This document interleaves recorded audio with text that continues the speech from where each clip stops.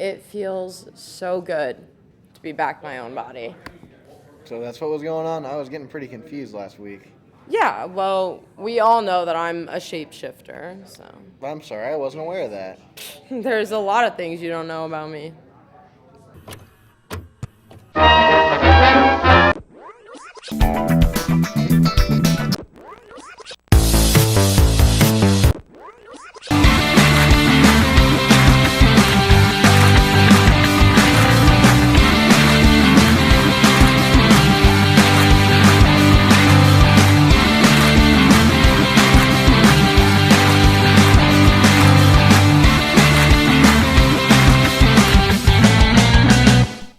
Hello, everyone, and welcome back to The Real Deal, Ball State's premier entertainment news show. I'm your host, Gabby Kramer. And I'm Owen DeWeese, an open book, unlike someone.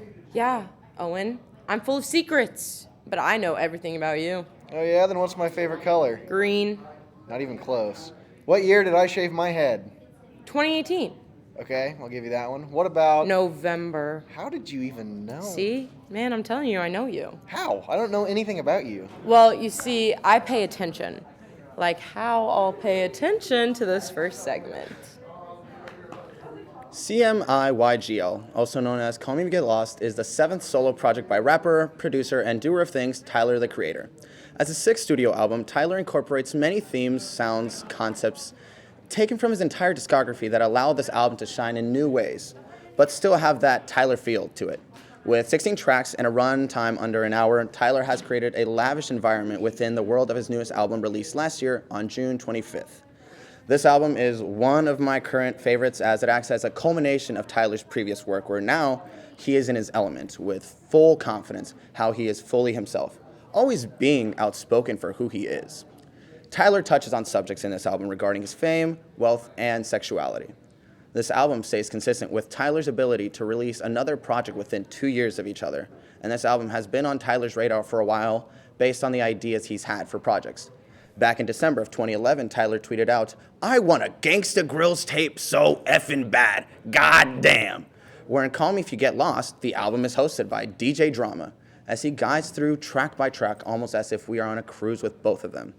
With expected features including Pharrell Williams and Lil Wayne, Tyler still introduces surprise features from NBA YoungBoy to Odd Future member Domo Genesis. With expected features including Pharrell Williams and Lil Wayne, Tyler still introduces surprise features from NBA YoungBoy to Odd Future member Domo Genesis. One notable artist not involved with the album was A$AP Rocky, who was thought to have been Tyler's best friend for a while. Corso is a second track on the album, which is my personal favorite. This song includes heavy drums and a piano medley that plays throughout the track, giving it an in-your-face kind of vibe. It is here where we get a first glimpse into Tyler's boastful nature within this album. Coming from his first studio album, Goblin, Tyler has controversial lyrics for the purpose of stirring up drama in the eyes of the public. Several years later, as he developed his music style further into Flower Boy, he allowed himself to become more vulnerable, discussing topics that he didn't take seriously in his music, like his sexuality. Now, in Call Me If You Get Lost, Tyler is heartbroken after a failed relationship, but flaunts his money and achievements with bars mentioning his other crib. Amidst his flexing, Tyler revealed in a concert after the release of his album that Corso was supposed to feature A$AP Rocky, but was ignored for 5 months. Sorry, Tyler. Another standout track is Manifesto, which is very reminiscent of Tyler's Odd Future days, as he features member Domo Genesis. Within the political climate of 2020, many look to Tyler for advice, but to Tyler, he isn't anyone's role model. Tyler also isn't new to being ostracized since his Yonkers days, where he ate a live roach in a video and constantly mentioning harsh and vulgar topics on his tracks. Tyler brings up his past and how I've come a long way, where now he isn't scared to be who he is, because in his earlier days, canceling was more physical than with Twitter fingers, as he puts it so nicely. With many more standout tracks, Call Me If You Get Lost is Tyler's best work yet. It is new Tyler, but yet reconnecting with old fans from any phase of his career. As the Sunseeker continues to produce, he now exerts this new aura of confidence that oozes from his being every single time he plays a chord or spits a bar into a microphone. My rating for this album, I want to kiss boys now. Thanks, Tyler. And thank you for all Odd Future fans. I'm Eric Lagos. Okay, I'm going to finally start paying attention. Okay, sure you are, Owen. See, I know you have black hair and blue eyes. What? You know that? Yeah, and I know that you hate improv. I do. It is the worst. I never go to improv. Not once, not ever. Yeah, Gabward, I know tons about you. I know you inside and outside. That's creepy. Yeah, that is pretty creepy. Yeah, that don't was like that one. Cat again. They make me say the weirdest stuff. Oh, and that one wasn't scripted. That totally was. I know the script inside and out. Stop saying that. They made me say it again. Cat, I hate you. That's not even on the prompter, Owen. Stop saying you hate Cat. You're right. They're the best, just like this next segment. Hi, I'm Stephen J. Mason. The J is actually pronounced like a P in my native language, but don't let that bother you. Today, I ask you how a story involving aliens, linguistics, geopolitics, and the inherent pain of parenthood could possibly get made into a major Oscar award-winning movie. Believe it or not, all of these elements come together in the 2016 movie Arrival. The story is about linguist Louise Banks. Louise has just lost her daughter to an incurable disease. If this wasn't enough of a rough start to the work week, aliens land across the world. The military asks her to be a part of the first team to make contact with the aliens. In short, the government wants her to talk to the aliens, and eventually, she gets the aliens to talk to her. For as long as I've known her, my mother has never liked sci-fi. It didn't matter if it was Star Wars, Star Trek, Blade Runner, or The Matrix. She simply had no interest in it. It wasn't her thing, as she said. I had no clue what she meant, but now I think I understand. Sci-fi stories are unhuman even. They aim their focus quite strictly on amazing technology and unfamiliar futures. This often neglects the average person and the average emotions they feel. In Arrival, emotions factor into the overall equation with as much weight that technology and every genre trapping sci-fi stories have to offer.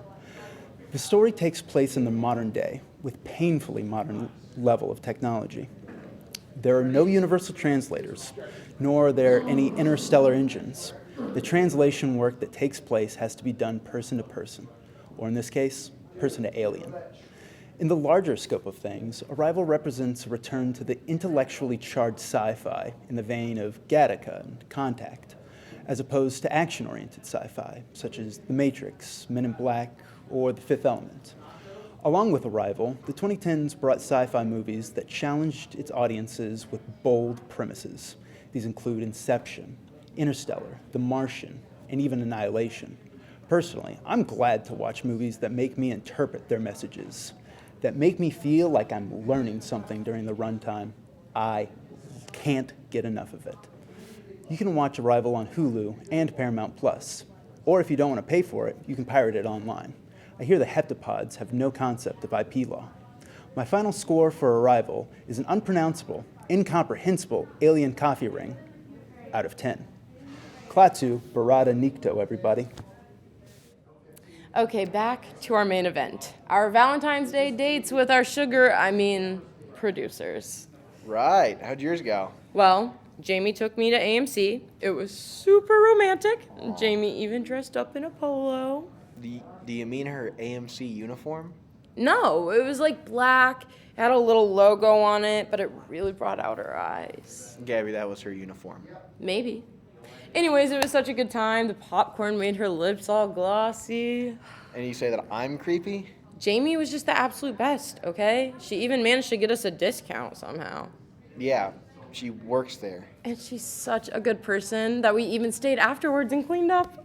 Oh my God. So she was actively working then. That's why she was in her work uniform. You're just jealous. Sorry your date didn't even live up to mine. Okay, well, you can find out about my date after this next segment.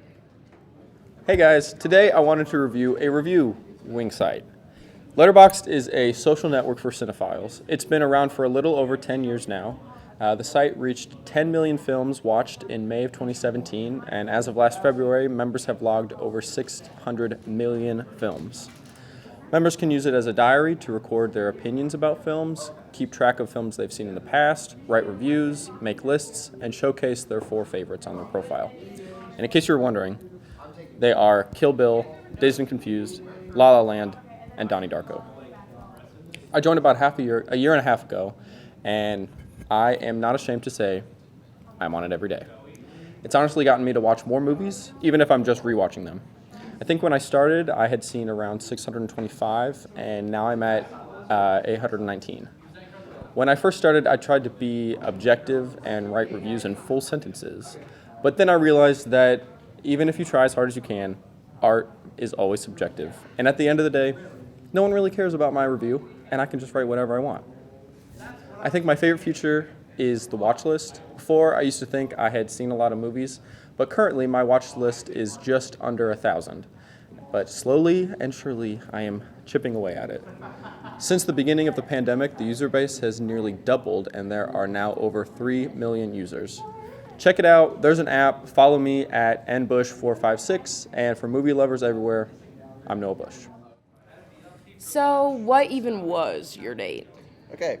What is the most romantic restaurant you can think of right now? McDonald's. Well, me and Rachel went to Texas Roadhouse last night. That sounds interesting. Oh my god, it was so good. I had like a huge 16-ounce steak and like mashed potatoes, and she got chicken tenders because that's what Rachel always Chicken gets. tenders are good. You know, it was a great time. I'm sure it was. Yeah, and Drew looked really good too. Wait, which Drew was it again? Denim jacket Drew. Oh, they both wear that? Sorry. T-Com Major Drew. Okay, you're describing both of them. I need a number. Doesn't matter. When I was with him, it felt like number one. So, Drew number 1 then. Who knows? I was so caught up in the moment, it all feels like a blur. It felt like a blur with Drew number 1 or Drew number 2? He made me feel like I truly knew what romance was. Improv singing puppy. Is this a musical number now? Yeah. Continue singing. Okay, so who won? I clearly won. We might be engaged. I think what we have is real. I don't think that Jamie and I are engaged, but we're definitely in love. Okay, you're in love, but is it real? Owen, what does that even mean? Who's to say? On to the final words. Hey, I just handed this off to myself, but it's cool. But it's final word time. I just watched Kill Bill 1 and 2 last weekend, and I gotta say, Quentin Tarantino really knew what he was doing during the making of this movie.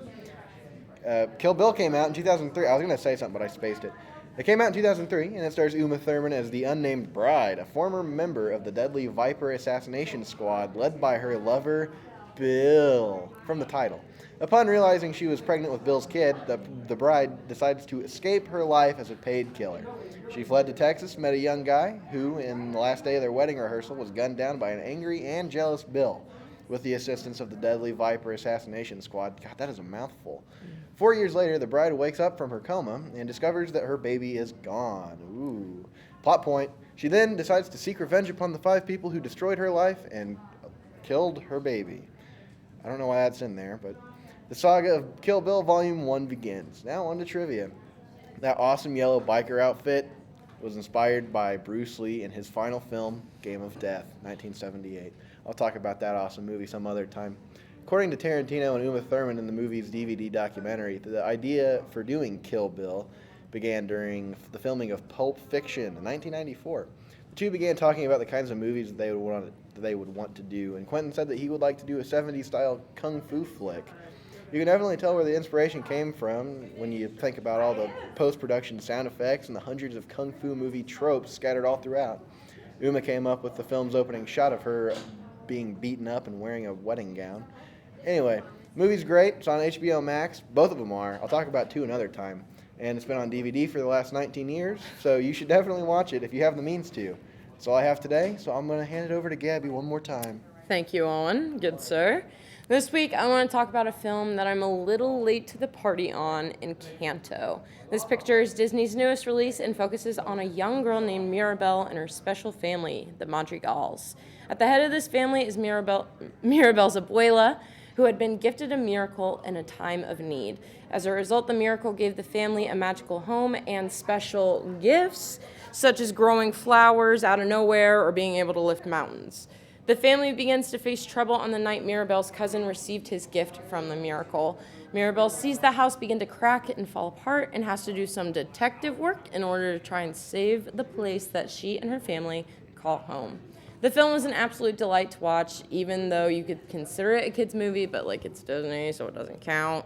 The movie itself has a very bright color scheme that makes it really fun to watch, alongside with good songs like Surface Pressure, sung by Mirabelle's sister Louisa about the weight she has to carry being too much. In fact, I know the movie has received a positive response because that song is currently trending on TikTok, and if it's on TikTok, that means people are talking about it. Well, that's all I've got for you this week. Make sure to watch Encanto if you haven't yet, and have a great rest of your week. As always, thank you for watching. If you want to see anything else from us here at The Real Deal, be sure to check us out on Facebook, Twitter, and our website for all things entertainment. I'm Owen DeWeese. And I'm Gabby Kramer. Thanks for watching. I totally won. No, you didn't. Yes, I did.